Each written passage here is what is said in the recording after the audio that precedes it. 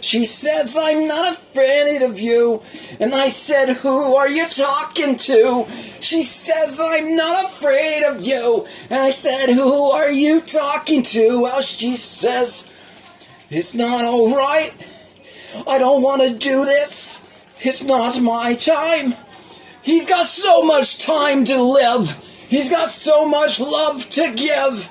I don't want to do it, and I'm just saying, what are you doing? And she says, I gotta make a sacrifice, and that sacrifice is you. She said, I'm sorry, but it's what I've got to do. You should never have said that you liked me too.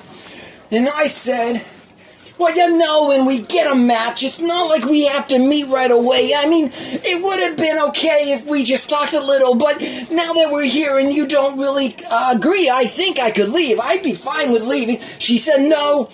She slammed the door. She stabbed the knife into the floor.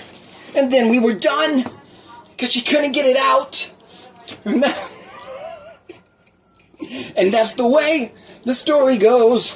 Oh, she tried to kidnap me, but then I ran away. Yeah, I forgot to say that I ran away, because she had the knife in the ground and she couldn't pull it out. She was trying, but she couldn't. The knife was stuck in the ground, the floor, and she was saying out really loud, I'm sorry I couldn't do it. I'm sorry I'm not a good girl. I'm sorry I couldn't do it. I guess we ruined the world, and I felt really bad as I ran on home. I got in the back of a cab, and I said, take me home. They said, what's your address? And I said, I'll tell you later.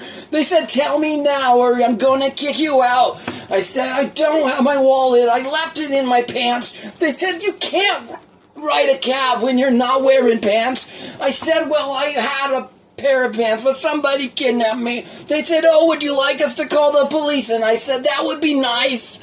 But they said, you probably should have thought of that twice. I said, why? And they said, because I'm gonna kidnap you now. And that's a horror movie.